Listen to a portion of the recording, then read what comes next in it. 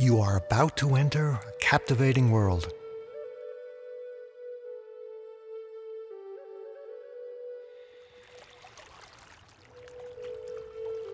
Long ago in early Japan, there lived a boy in a monastery. This holy place overlooked a very deep lake. The boy spent his days studying, laboring, and meditating. He also spent them with Mutekikon, a rare eagle whose majestic flight and joyful cry were known to all the monks.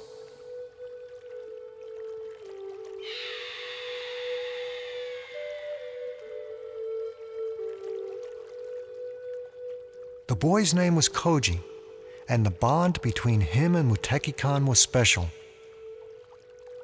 His parents, whose souls now dwelled in the sacred mountains, had wished it so. Make Mutekikon's spirit your own, each of them had said, and that spirit will enable you to meet and defeat any fear in life.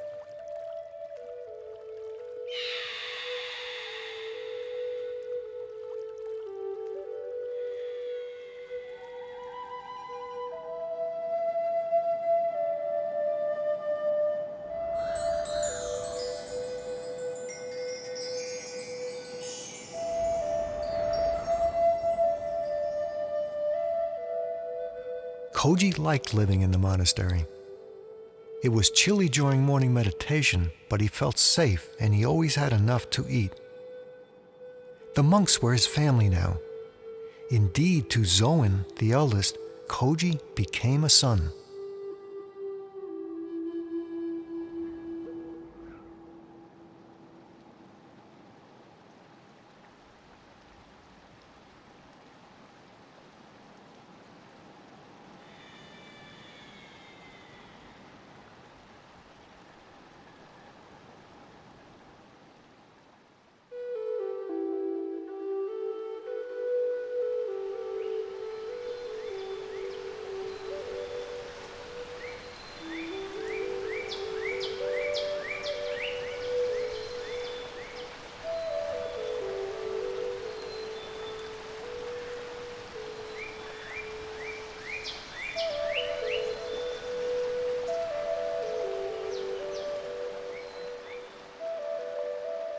But one monk was not friendly.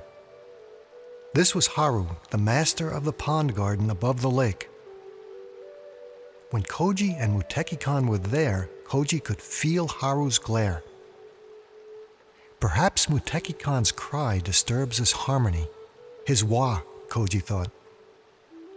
But Zoan thought otherwise. The spirit, or Khan of some, he explained, is envious of the freedom and joy you see in Mutekikon. Koji could not understand.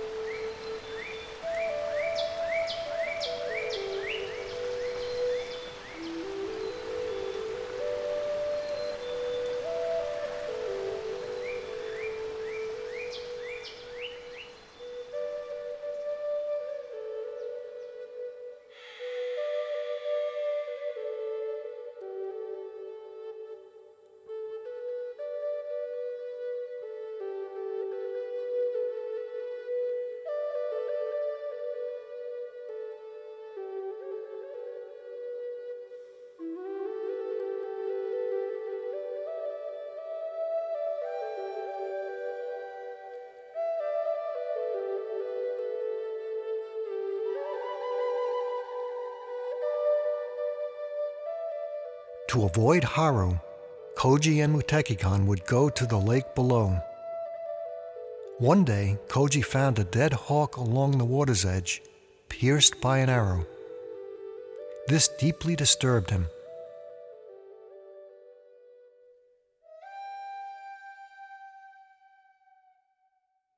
Perhaps Mutekikon would be safer living along the seacoast above the ocean.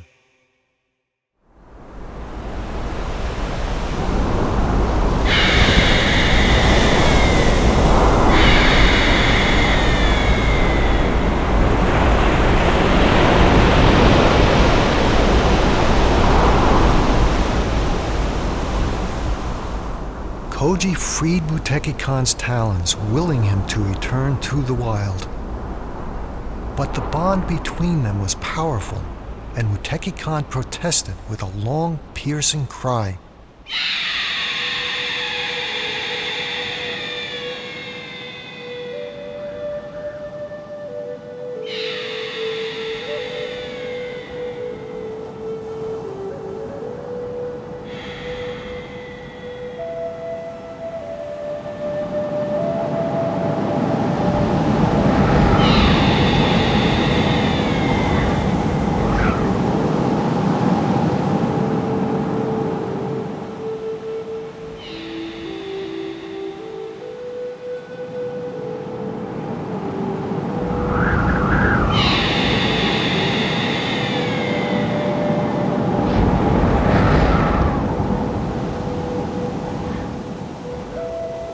Mutekikon flew out over the ocean and then circled back. Again and again he did this. Never before was his flying so majestic.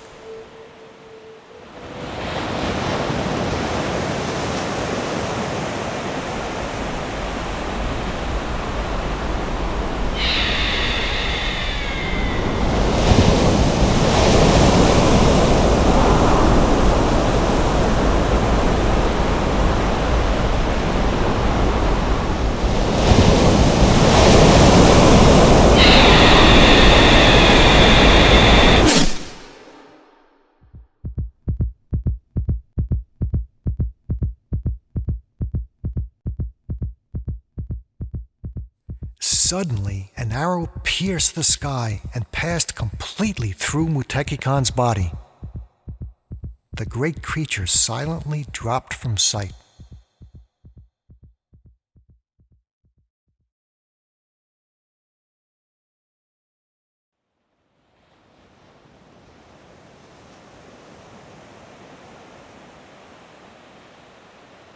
Koji searched and searched while the sea watched from below, limitless in her sadness. Mutekikon was gone.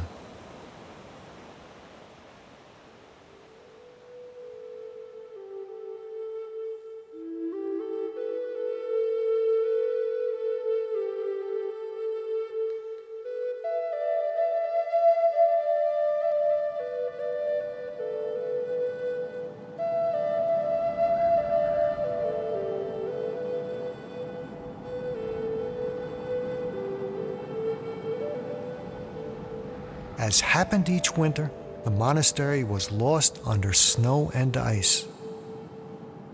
This suited Koji, so great was his grief.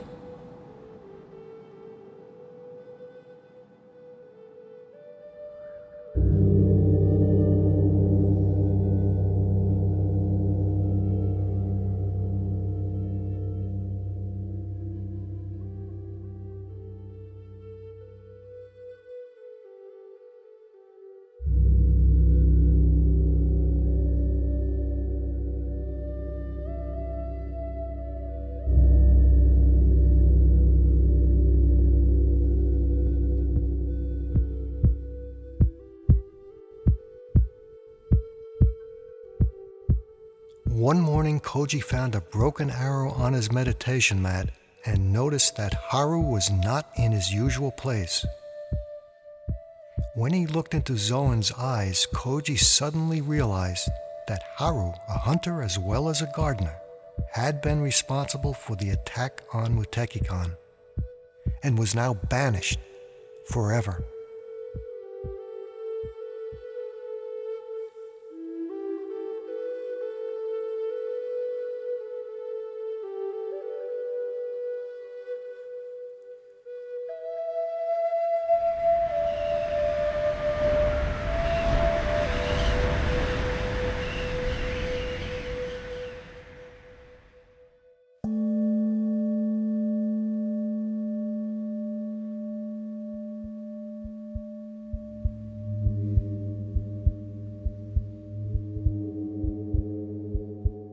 As he meditated, Koji remembered what Zoan had once said, that evil is not a positive force, but simply the absence of good, and that the only thing needed to conquer evil is for good men to step forward to fill the void.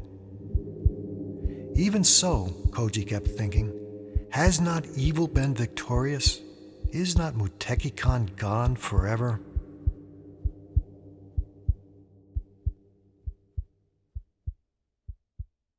Early one day, Koji and Zoan set out for the seaside cliff. Zoan thought Mutekikon's remains would be somewhere on a lower ledge, and that it would be good to bring them back to final rest near the monastery.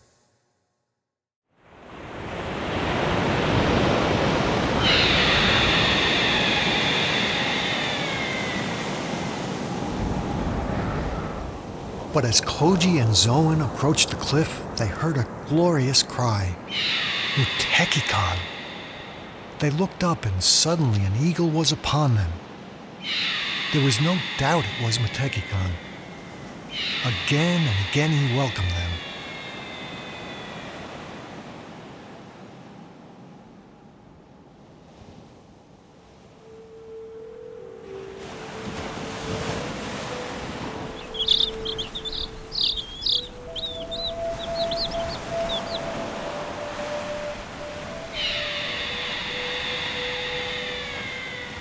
Ever calm, Zoan unfurled the rope from his shoulder.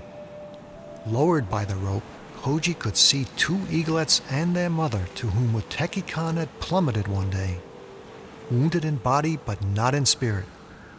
Now her lifetime mate.